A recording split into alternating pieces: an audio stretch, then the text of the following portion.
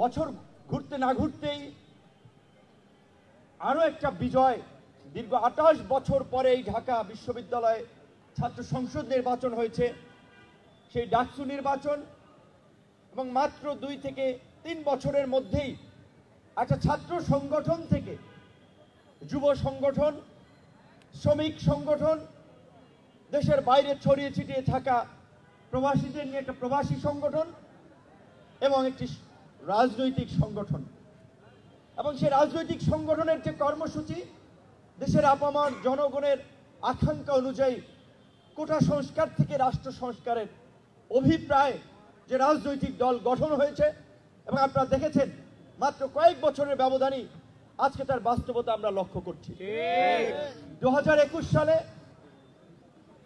এই ছাত্র সংগঠন থেকে যে রাজনৈতিক দলের জন্ম হয়েছে গণ অধিকার পরিষদ, সেই গণ অধিকার পরিষদ পরিষ্কারভাবে বলেছিল বাংলাদেশের দ্বিদলীয় রাজনীতি, বাংলাদেশের পরিবারতান্ত্রিক রাজনীতি, বাংলাদেশের দুর্বৃত্তায়িত রাজনীতি, জনকল্যাণ এবং মুক্তিযুদ্ধের আকাঙ্ক্ষার বাংলাদেশ বিনির্মাণে ব্যর্থ হয়েছে, অকার্যকর হয়েছে। কাজে এখানে তরুণদের নেতৃত্বে নতুন ধারার রাজনীতি প্রয়োজন। সেই আকাঙ্ক্ষাকে সামনে রেখেই জনতার অধিকার আমাদের অঙ্গীকার, আমাদের অঙ্গীকার দেশ হবে জনতার, এই স্লোগানকে সামনে রেখে গণতন্ত্র, ন্যায় বিচার, অধিকার এবং জাতীয় স্বার্থের 4 মূলনীতিকে প্রাধান্য দিয়ে গণ অধিকার পরিষদ আত্মপ্রকাশ করেছে। গণ অধিকার পরিষদ তার আত্মপ্রকাশের সময় বলেছে বাংলাদেশের বিদ্যমান যে ফাঁসিবাদী ব্যবস্থা, রাষ্ট্র কাঠামো, সেটি দিয়ে এই রাষ্ট্র চলছে না। বাংলাদেশে একটা ভারসাম্যপূর্ণ সংসদ প্রতিষ্ঠায় আনুপাতিক হারে নির্বাচন দরকার। যেই কারণেই আমরা আমাদের 21 দফা কর্মসূচিতে কিন্তু এই সংখ্যানুপাতিক নির্বাচনের কথা বলেছি। আমরা পরিষ্কারভাবেই বলেছিলাম রাজনৈতিক দলগুলো গণতন্ত্রের কথা বলে, দলগুলোর মধ্যে গণতন্ত্রের চর্চা নাই। কাজেই গণতন্ত্রের প্রাতিষ্ঠানিক রূপদান করার জন্য আগে রাজনৈতিক দলগুলোর মধ্যে গণতন্ত্রের চর্চা দরকার। সেই কারণেই আমরা বলেছিলাম গণ অধিকার পরিষদ এবং গণ অধিকার পরিষদের সকল ভ্রাতৃপ্রতিম সংগঠন, সহযোগী সংগঠনের নেতৃত্ব নির্বাচন হবে গণতান্ত্রিক প্রক্রিয়ায়। আজকে আমার পাশে দাঁড়িয়ে ছাত্র অধিকার পরিষদের সভাপতি, সেক্রেটারি, আপনারা দেখেছেন সরাসরি সারা দেশের কাউন্সিলরদের ভোটে তারা নির্বাচিত হয়েছে। একইভাবে আমাদের অন্যান্য অঙ্গ সংগঠনের নেতৃবৃন্দ আপনারা দেখেছেন নির্বাচনের মাধ্যমে নেতৃত্ব নির্বাচিত হচ্ছে। আমরা বলেছিলাম রাষ্ট্র পরিচালনার যারা দায়িত্বে থাকবে তাদের দলীয় দৃষ্টিভঙ্গির ঊর্ধ্বে থাকা দরকার। কাজে একই ব্যক্তি দলীয় প্রধান এবং রাষ্ট্রপ্রধান থাকবে না। আমরা মনে করি যে অতীত অভিজ্ঞতা থেকে যখন বারবার রাষ্ট্র ক্ষমতা একই ব্যক্তি অধিষ্ঠিত হয়, তার মধ্যে স্বৈরাচারী মনোভাব তৈরি হয়, ক্ষমতার মোহ তাকে পেয়ে বসে। যে কারণে আমরা বলেছিলাম 2 বারের বেশি কেউ প্রধানমন্ত্রীর মতো রাষ্ট্রপতি হতে পারবে না। আমরা বলেছিলাম 17 বার সংবিধান সংশোধন করে এই সংবিধানকে অকার্যকর করে দেওয়া হয়েছে, এই সংবিধানকে গণবিরোধী সংবিধানে পরিণত করা হয়েছে। কাজে এই সংবিধান দিয়ে রাষ্ট্র চলবে না। আজকে 2024 অভ্যুত্থান পরবর্তী বাংলাদেশের মানুষ যে নতুন রাজনৈতিক বন্দোবস্ত, তারুণ্যের নতুন ধারার রাজনীতি নিয়ে যে আলোচনা করছে, তার প্রতিটি কথাই কিন্তু গণ অধিকার পরিষদ, ছাত্র অধিকার পরিষদের মুখ থেকে 2018 সাল থেকেই উদ্গৃহীত হয়ে আসছিল। এই ছাত্র অধিকার পরিষদের গত 7 বছরের যে ইতিহাস, এজন্যই আমি বলছি এটি বাংলাদেশ নয়, শুধুমাত্র পৃথিবীর ইতিহাসে একটি বিরল এবং দৃষ্টান্তপূর্ণ ইতিহাস। আমরা আশা করি আজকে ছাত্র অধিকার পরিষদের 7ম প্রতিষ্ঠা বার্ষিকীতে যে প্রতিপাদ্য কোটা সংস্কার থেকে রাষ্ট্র সংস্কার, এই ছাত্র অধিকার পরিষদের মাধ্যমে, এই গণ অধিকার পরিষদের মাধ্যমে আগামীর নতুন বাংলাদেশ বিনির্মাণ হবে ইনশাআল্লাহ। আজকে ছাত্র অধিকার পরিষদের ইতিহাস নিয়ে যদি কথা বলতে চাই, হয় যেহেতু ছাত্র অধিকার পরিষদের প্রতিষ্ঠা বার্ষিকীতে বামে ডানে সামনে পেছনে ছাত্র অধিকার পরিষদের যে সমস্ত নেতৃবৃন্দ এখানে দাঁড়িয়ে আছে, তাদের প্রত্যেকের যদি শার্টটি কিংবা পাঞ্জাবিটি যদি খুলে দেখা হয়, তাদের প্রত্যেকের পিঠে, শরীরের প্রতিটি জায়গায় ওই ছাত্রলীগের দানবীয় সংগঠনের আঘাতের চিহ্ন তাদের শরীরে দেখা যায়। এই ঢাকা বিশ্ববিদ্যালয়ের বটতলা থেকে টিএসসি, শাহবাগ থেকে শুরু করে ঢাকা বিশ্ববিদ্যালয়ের প্রত্যেকটি সড়কে, শহীদ মিনারে রয়েছে ছাত্র অধিকার পরিষদের নেতা কর্মীদের রক্তের দাগ। শুধুমাত্র ঢাকা বিশ্ববিদ্যালয় নয়, 2018 সালের কোটা সংস্কার আন্দোলনের সময় রাজশাহী বিশ্ববিদ্যালয়ের ছাত্র তরিকুলকে কিভাবে হাতুড়ি দিয়ে পিটিয়ে তার মেরুদণ্ড ভেঙে দেওয়া হয়েছিল আপনারা নিশ্চয়ই দেখেছেন।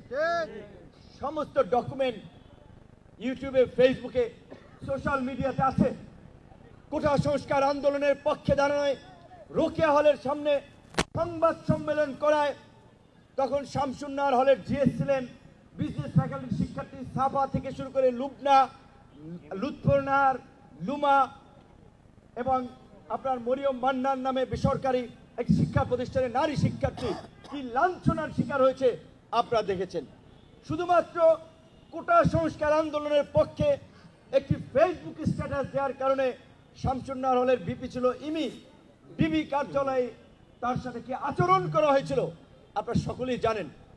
এই রকমের পরিস্থিতির মধ্যে দিয়ে ছাত্র অধিকার পরিষদ টিকে ছিল বিধায়, এই লড়াই জারি রেখেছে বিধায় আজকে দ্রুত সময়ের মধ্যে জনগণের কাঙ্ক্ষিত এই গণ অভ্যুত্থান এবং পরিবর্তিত রাজনৈতিক প্রেক্ষাপট, অবশ্যই এই গণ অভ্যুত্থান এবং এই প্রেক্ষাপট তৈরিতে এই দেশের অসংখ্য ছাত্র জনতা, নাগরিকদের আত্মত্যাগ এবং স্যাক্রিফাইস রয়েছে।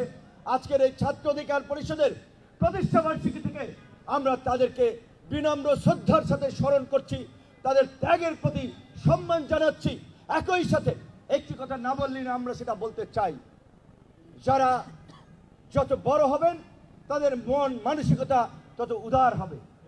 মুক্তিযুদ্ধকে ৭১ আওয়ামী লীগ যেভাবে এক কেন্দ্রিক ইতিহাসের বয়ানে পরিণত করেছিল, মুক্তিযুদ্ধের আওয়ামী ইতিহাসে পরিণত করেছিল, এই গণ অভ্যুত্থানকে কেউ এক কেন্দ্রিক কোন ইতিহাস কিংবা এক কেন্দ্রিক বয়ান নির্মাণ করার চেষ্টা করবেন না।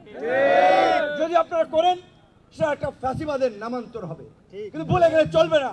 আজকে এই ছাত্র জনতার রক্তের উপর পাড়া দিয়ে আমরা যে এই বাংলাদেশে আছি, আমাদের পরিষ্কার কথা, রাষ্ট্র সংস্কার ব্যতীত আগামীর বাংলাদেশ চলতে পারে না।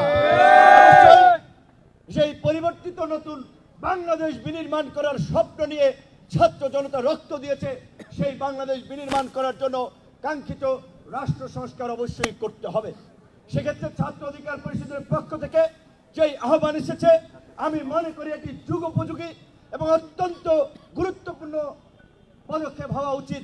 কিন্তু দুঃখজনক, এই সরকার যারা চালাচ্ছে, এই সরকারের প্রতিনিধিদের মধ্যে অনেকেই রাজনৈতিক কোনো অভিজ্ঞতা নেই, রাজনৈতিক কোনো সংগঠনের সাথে ইনভলভ ছিল না, ওই ধরনের রাষ্ট্র পরিচালনার অনেকের অভিজ্ঞতা নেই, যার ফলে রাষ্ট্র যে একটা রাজনৈতিক প্রতিষ্ঠান, এটা যে রাজনীতিবিদদের ছাড়া চলবে না, বাংলাদেশের 50 বছর ইতিহাসও তাই, তারা সেটি বুঝতে পারছে না। যার ফলে আজকে এই আন্দোলনে যারা নেতৃত্ব দিয়েছিল কোন একক ছাত্র সংগঠন কিংবা গুটি কয়েক নেতৃবৃন্দ নয়, দেশের প্রত্যেকটি ক্রিয়াশীল ছাত্র সংগঠন ফ্যাসিবাদ বিরোধী লড়াইয়ে যারা বিগত 16 বছর ধরে ধারাবাহিক লড়াই সংগ্রামে মাঠে ছিল, ছাত্র দল, ছাত্র শিবির, ছাত্র অধিকার পরিষদ, ছাত্র ইউনিয়ন, ছাত্র ফেডারেশন সহ বাম ডান বিভিন্ন মতপথের ছাত্র সংগঠন, এখন পর্যন্ত ছাত্র নেতৃবৃন্দের কাছ থেকে আমি শুনেছি এই কথাটি ছাত্র ফেডারেশনের নেতৃবৃন্দ বলেছে, ছাত্র অধিকার পরিষদ বলেছে, ছাত্র দল বলেছে, অনেক ছাত্র সংগঠন বলেছে যে অভ্যুত্থানকারী ছাত্র সংগঠন সমূহকে নিয়ে একটি জাতীয় ছাত্র কাউন্সিল করা, কারণ এই বিপ্লবের ভ্যানগার্ড হবে, এই বিপ্লবকে সুরক্ষা দেওয়ার জন্য ছাত্র সংগঠন এবং ছাত্র নেতৃবৃন্দই হবে অগ্রসেনানী। কিন্তু আমি জানি না কি কারণে এটি হচ্ছে না। গুটি কয়েক ব্যক্তিকে গ্লোরিফাই করার জন্য কিংবা কোনো সংগঠনকে গৌরবান্বিত করার জন্য, ক্রেডিট দেওয়ার জন্য অন্যদেরকে বঞ্চিত করা হচ্ছে কিনা, নাকি দেশকে একটা সংকটে ফেলার জন্য এই অভ্যুত্থানের নেতৃত্ব দানকারী রক্ত দেওয়া ছাত্র সংগঠন সমূহ, ছাত্র নেতৃবৃন্দকে দূরে রাখা হচ্ছে, আমি সেটা বুঝতেছি না। একই সাথে ছাত্র নেতৃবৃন্দ যেহেতু আছেন, সেজন্যই বলা, জাতীয় পর্যায় থেকে আমি যে গত পরশুদিন যে জাতীয় সংলাপে প্রধান উপদেষ্টা সহ রাজনৈতিক দলের নেতৃবৃন্দ উপস্থিত যে ভাষণ দিয়েছি মাত্র 3.5 মিনিটের, আপনারা ইউটিউব ইতিমধ্যে পেয়েছেন, সেখানে পরিষ্কারভাবে বলেছি এই সরকারের মধ্যে রাজনীতিবিদদেরকে এড়িয়ে রাষ্ট্র পরিচালনার একটা প্রবণতা আমরা লক্ষ্য করছি, যেটা এই সরকারের জন্য বুমেরাং হবে। আমরা বারবার বলছিলাম গণ অভ্যুত্থান এবং বিপ্লব পরবর্তীতে একটা রাষ্ট্রকে নতুন করে পুনর্গঠন করার জন্য, জাতিকে বিনির্মাণ করার জন্য জাতীয় ঐক্যমতের সরকার দরকার। আপনারা